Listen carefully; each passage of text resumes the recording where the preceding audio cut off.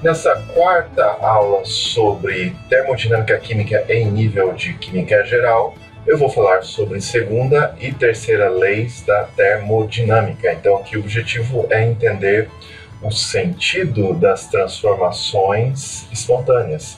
Então na natureza você tem um sentido espontâneo de uma transformação e o sentido oposto não é espontâneo. Então, por exemplo, vamos imaginar que você tem ferro metálico, sólido. Esse ferro metálico foi extraído do minério de ferro através de um processo de siderurgia em alta temperatura, uma reação com carbono, e no final você tem um ferro metálico e a natureza cobra o seu preço. O fato é que é facilmente observável que o ferro metálico, ao longo do tempo, se oxida. Então, eu poderia, por exemplo, colocar essa equação simples aqui, e como produto o Fe2O3. Então, essa reação no sentido da direita para a esquerda, no sentido direto, é uma reação espontânea. No sentido inverso, é uma reação não espontânea. Então, o objetivo dessa quarta videoaula é dar para vocês subsídios para prever a espontaneidade de reações, entender por que algumas reações são espontâneas, outras não, porque algumas reações são espontâneas em altas temperaturas, mas não espontâneas em temperaturas mais baixas. Algumas reações vão ser espontâneas em temperaturas baixas, outras em temperaturas altas.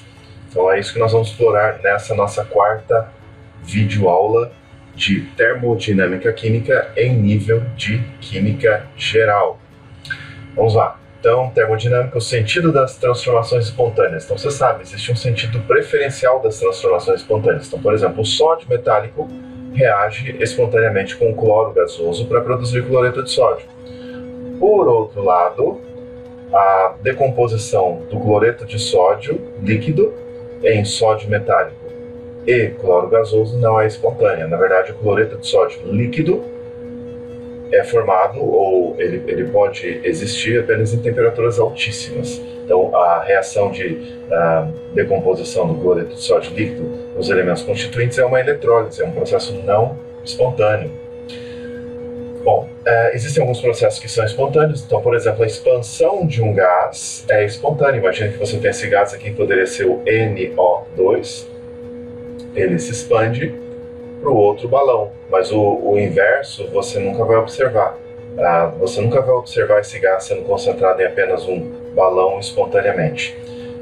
Uma bolinha, por exemplo, ela pode ir caindo, quicando e perdendo energia, então esse é o sentido natural. O sentido oposto não é natural. Bom, nós vamos falar bastante de entropia, que é essa grandeza termodinâmica associada ao grau de desordem, ao grau de distribuição de energia de um sistema.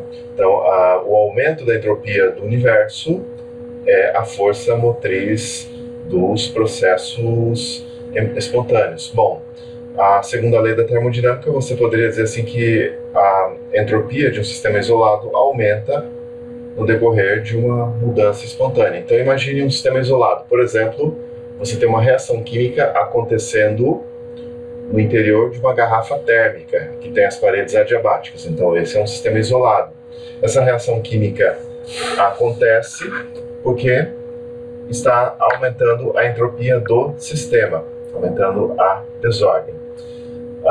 Você pode calcular a variação de entropia desse jeito aqui, variação de entropia calor dividido pela temperatura, e eu vou fazer dois exemplos bem simples com vocês nesse momento. Então, colocou-se um balão grande com água em um aquecedor e 100 joules de energia foram transferidos reversivelmente para a água a 25 graus. Então, imagine aqui que você tem aqui as vizinhanças, e aqui você tem o sistema. energia foi transferida das vizinhanças para o sistema na forma de calor, então mais 100 joules. A temperatura é 25 graus Celsius, nós convertemos para Kelvin. Então o ΔS aqui vai ser o Q sobre T. Então ΔS do sistema vai ser, esse calor entrou no sistema, então mais 100 joules dividido pela temperatura, que é 298,15 Kelvin. Então, nós vamos ter a variação de entropia, vamos ver aqui, 100 dividido por 298,15, isso, de acordo com as contas, 0,33 Joule por Kelvin. Joule por Kelvin é a unidade de entropia, é a mesma unidade de capacidade calorífica. Então, vamos lá. Calcule a variação de entropia associada com a expansão isotérmica reversível de 5,25 mols de um gás desse volume para esse volume. Então vou até colocar aqui por extenso, olha. Expansão isotérmica reversível. Expansão isotérmica reversível. Na expansão isotérmica reversível, você tem o perfeito equilíbrio entre o sistema e as vizinhanças, vamos dizer assim, um equilíbrio mecânico. Então lembra que o seu sistema é um gás que está confinado no interior de um cilindro e esse cilindro vedado por um pistão. Então aqui está o nosso gás, interior do cilindro.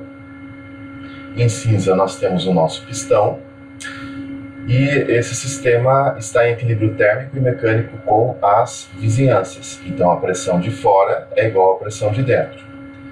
Imagine que entra uma pequena quantidade de energia na forma de calor, que vem aqui das vizinhanças para o sistema. Essa energia é convertida pelo sistema em trabalho e o pistão sobe um pouquinho, de tal forma a manter o equilíbrio mecânico, a pressão de dentro igual à pressão de fora. E essa transformação isotérmica reversível vai acontecendo em infinitos estágios infinitesimais. Então, entra um pouquinho de calor no sistema, o pistão sobe. Entra mais um pouquinho de calor no sistema, o pistão sobe. De tal forma que, ao longo do processo, a variação de temperatura é igual a zero. O que mais que eu posso dizer? A expansão do gás, por mais que não traga uma variação da energia interna, pois a temperatura é constante, traz um aumento da entropia. Isso já para adiantar para vocês como esse processo é um processo reversível. O aumento de entropia do gás, graças à expansão, vai ser numericamente igual à diminuição da entropia das vizinhanças. Mas enfim, você sempre vai ter ao longo do processo a pressão aqui de dentro igual à pressão de fora e a possibilidade de reverter o sentido do processo de expansão para compressão, impondo apenas uma diferença infinitesimal aqui na pressão de fora. Vamos lá então ver o que nós temos. Veja só, ΔU é igual a N CV molar ΔT. Como ΔT é zero, processo isotérmico, então ΔU igual a zero. ΔU igual a Q mais W, primeira lei, mas como isso é igual a zero, então o Q é igual a menos W. Lembre-se que o W é igual a menos nRT ln de volume final sobre volume inicial. Esse é o trabalho da expansão isotérmica reversível.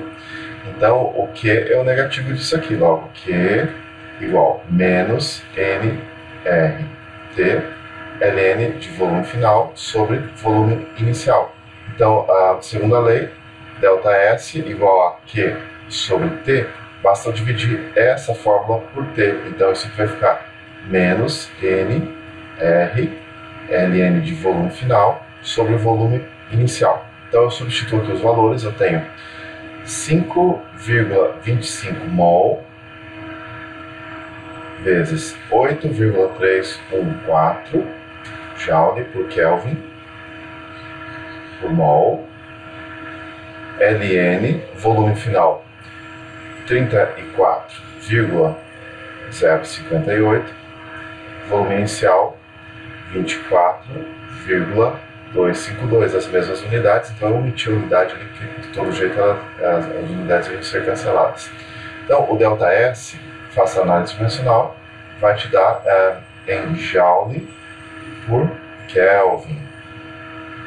E aí você calcula aqui, então vamos lá, Ln 34,058 igual, menos Ln 24,252 igual, vezes 8,314 vezes 5,25. Pelas minhas contas, a variação de entropia do sistema foi 14,82 Joule por Kelvin por mol.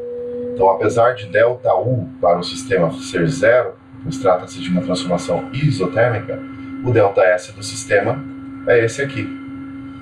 Como a transformação é reversível, com certeza o ΔS das vizinhanças é o negativo desse valor, do 14,82 Joule por Kelvin.